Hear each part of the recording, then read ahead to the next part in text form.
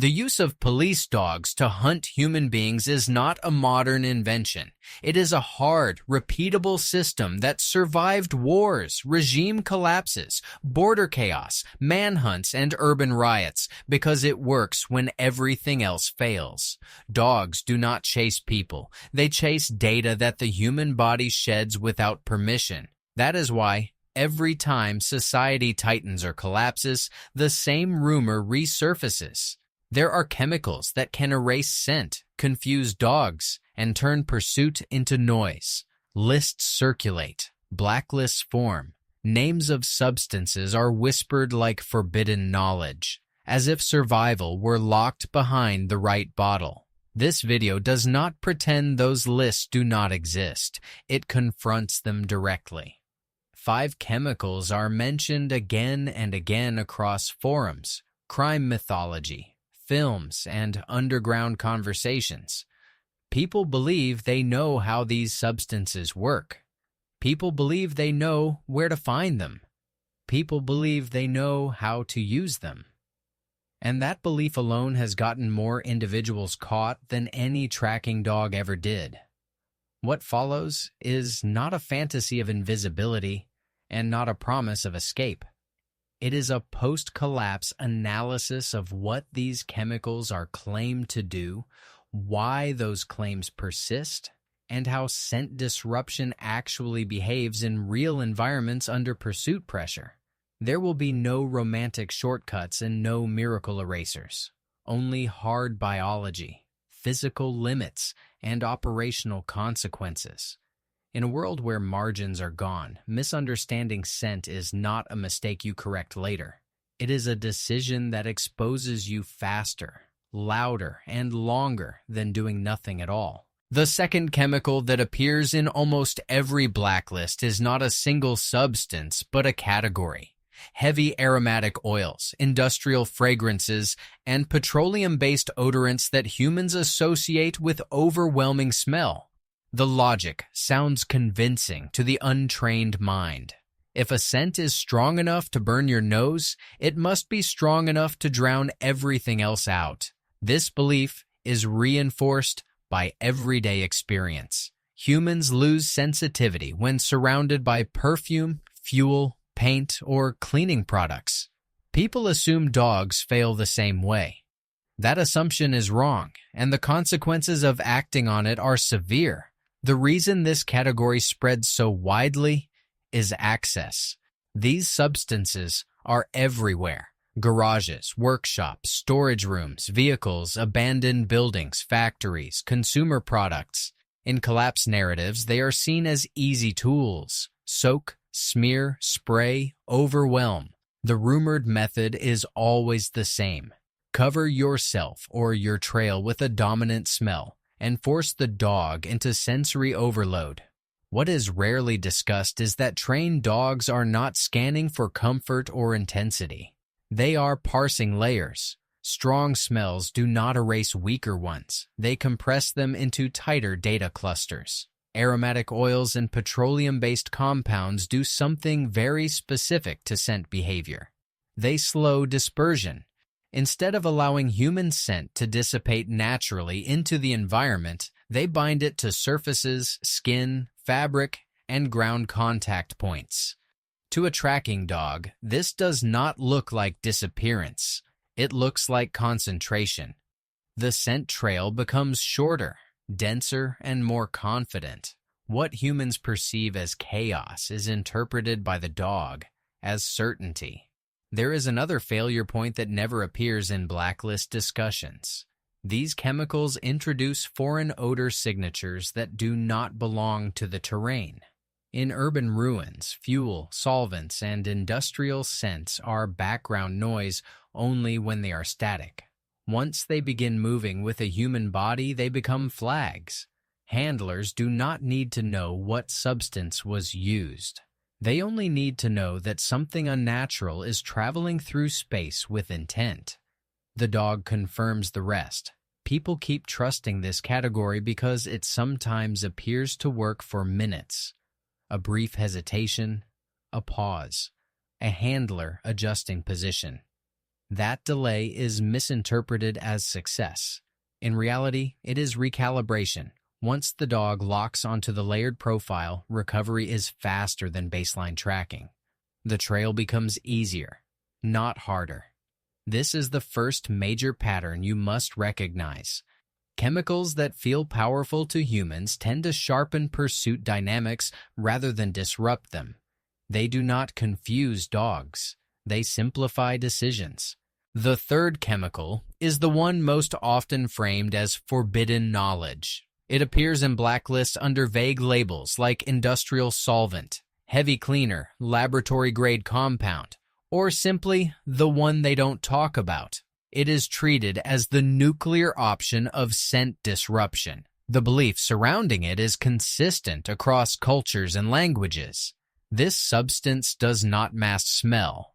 It destroys it. People repeat that it breaks scent at a chemical level, strips residue from surfaces, and leaves nothing for a dog to follow.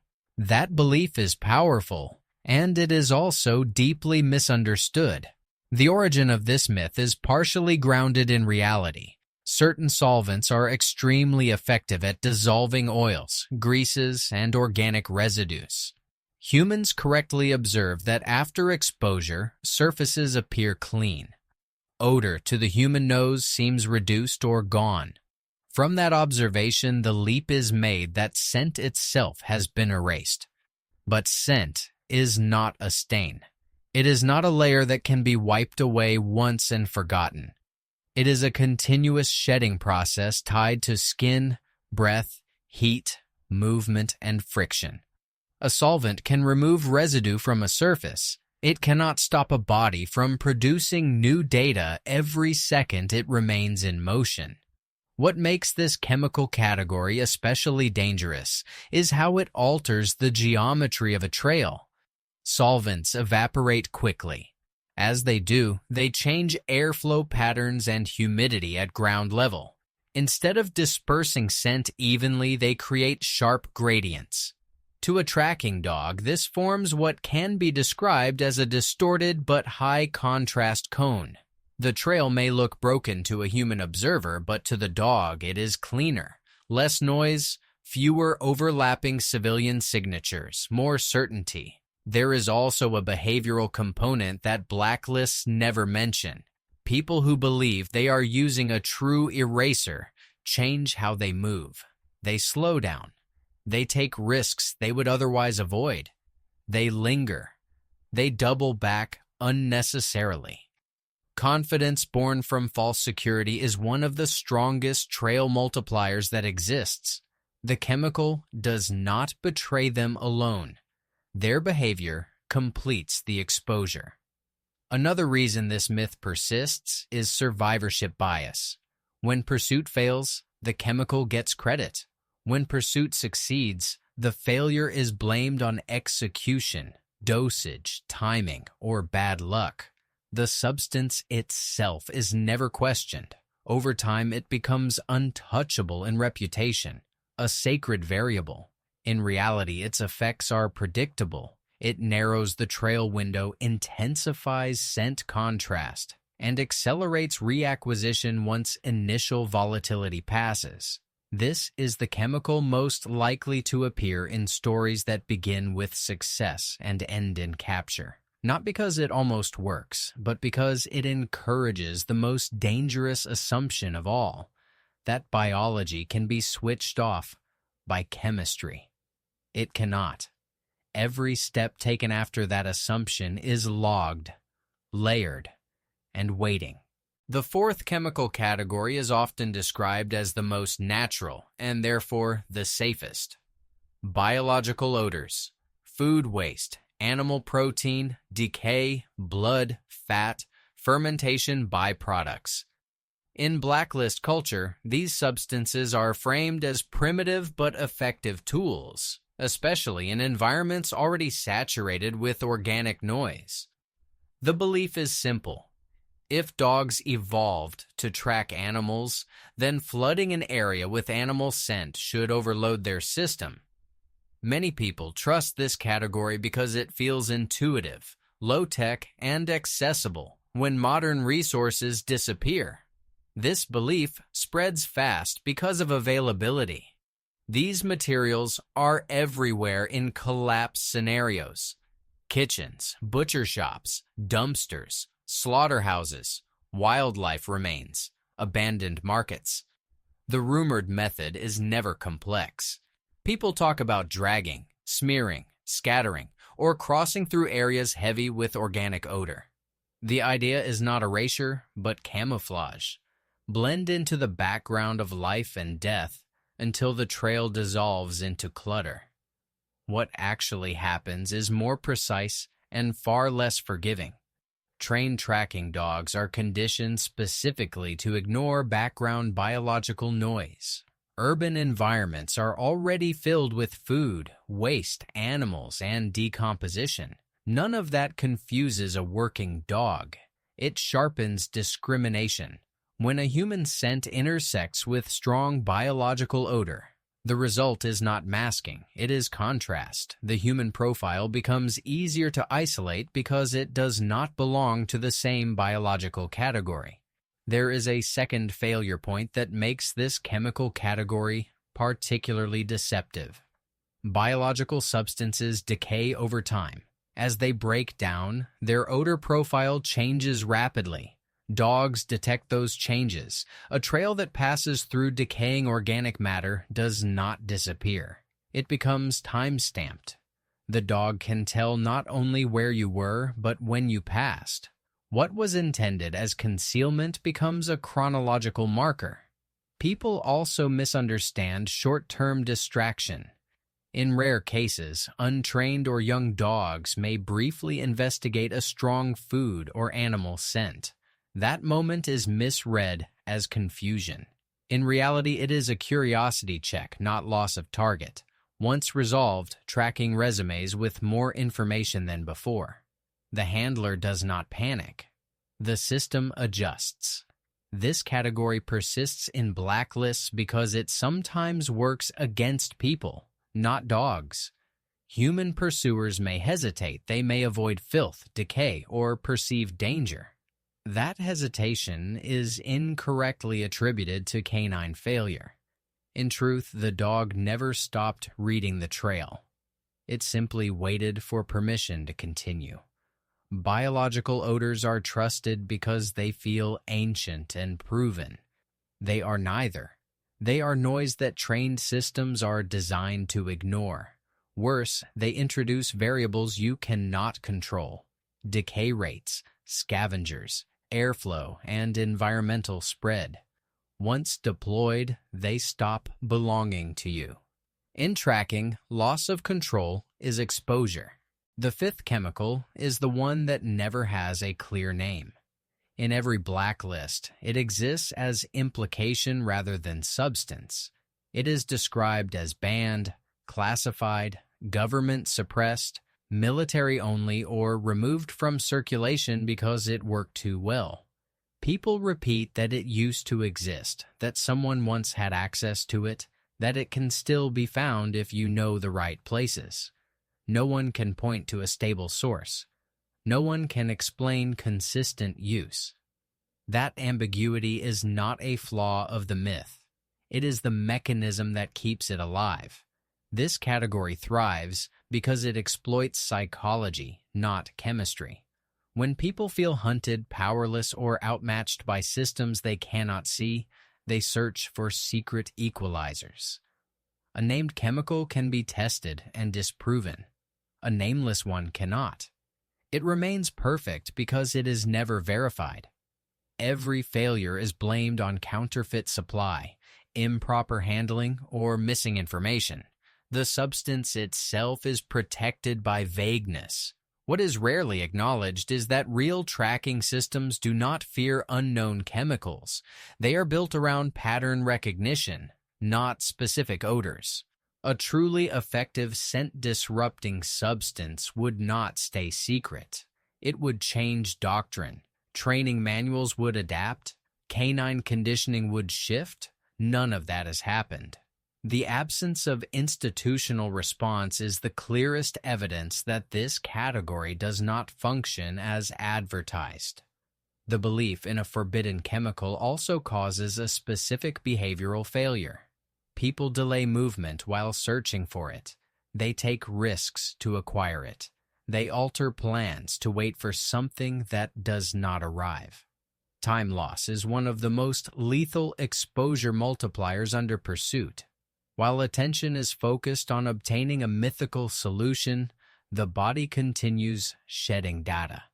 The trail grows longer, not weaker. There is another pattern that repeats across accounts. When people claim success using a blacklisted chemical, the success always coincides with unrelated variables: terrain change, weather shift, handler decision, resource exhaustion, or pursuit termination for reasons unrelated to scent. Correlation is mistaken for causation. The myth is reinforced. The chemical is credited for an outcome it did not produce. This fifth category exists because humans need to believe that someone, somewhere, knows more than they do. In survival scenarios, that belief is comforting and fatal. There is no chemical powerful enough to erase biological output without erasing the organism itself. The only thing this myth reliably disrupts is judgment. Blacklists do not survive because they work. They survive because they offer hope without responsibility. In tracking, hope is irrelevant. Only inputs, outputs, and consequences matter. When the 5 chemical categories are placed side by side, a pattern emerges that blacklist culture never acknowledges. None of them fail randomly. They fail in consistent, repeatable ways that follow biology, physics, and human behavior. The acids irritate and signal. The heavy aromatics compress and concentrate. The solvents sharpen contrast and accelerate reacquisition. The biological odors timestamp and classify. The mythical forbidden substance delays action and erodes judgment. Different myths, same outcome. Increased exposure. What matters is not whether a chemical creates momentary disruption. Almost anything unusual can cause a brief pause. What matters is what happens after that pause.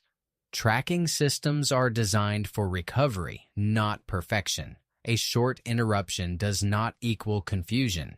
It equals recalibration. Once recalibrated, the system performs better than before because noise has been reduced and variables have been isolated.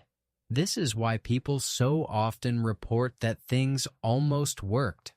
Almost is the space where failure becomes inevitable. Another overlooked comparison point is dependency. Every chemical on the list requires continuous input to maintain the illusion of effectiveness. Application must be repeated. Coverage must be maintained. Movement must be altered to accommodate the method. The moment the chemical fades, evaporates, degrades, or disperses, the body is still there producing scent at full capacity. The trail does not restart from zero. It resumes from accumulation. The longer a person relies on chemical intervention, the more data they leave behind. There is also a hierarchy of damage. Some chemicals simply fail. Others actively worsen outcomes. Heavy aromatics and solvents consistently fall into the second category because they alter terrain signatures in ways that make human movement easier to isolate. Biological substances add a third risk by introducing environmental variables that cannot be controlled or reversed. Once deployed, they continue working against the user long after any perceived benefit has passed. The most important comparison, however, is psychological. All 5 chemicals shift attention away from behavior. They externalize responsibility. Instead of asking where, when, and how movement occurs, people ask what substance they should use next. This mindset guarantees repetition of the same mistake under different labels. The dog does not need to be perfect. It only needs the human to keep misprioritizing. When evaluated coldly, chemicals are not tools. They are amplifiers. They amplify confidence, error, delay, and predictability. In tracking, amplification favors the hunter, not the hunted. The difference between disruption and exposure is not chemistry. It is decision-making under pressure. The final conclusion is not complicated, but it is uncomfortable. There is no chemical solution to a biological problem. Human scent is not an object you carry. It is a process you generate continuously as long as you are alive, moving, breathing, and warm. Every attempt to defeat that process with substances misunderstands the scale of the system working against you. Blacklists survive because they reduce fear into shopping lists. They turn pursuit into a supply problem instead of a behavioral one. That reframing feels empowering, especially in collapse scenarios where control is already scarce. But empowerment built on false premises is not resilience. It is delay before exposure. Each chemical discussed promised confusion and delivered clarity, not for the person using it, but for the system tracking them. What actually separates those who evade pursuit from those who are found is not access to rare materials or forbidden knowledge. It is an understanding of how data accumulates. Movement, timing, terrain choice, contact frequency, and decision discipline shape scent far more than any substance ever could. Dogs do not need perfect trails. They need patterns. Chemicals help create those patterns by making human behavior more predictable. In post-collapse environments, the margin for error is gone. There is no legal buffer, no procedural delay, no second attempt. Relying on chemical myths in that context is not neutral. It is lethal. The moment you believe you are invisible is the moment you stop acting like someone who is being hunted. The blacklist was never the threat. Believing in it was. Tracking systems win when humans outsource responsibility to objects instead of owning their movement. Survival does not come from what you carry in your hands. It comes from what you stop doing with your body.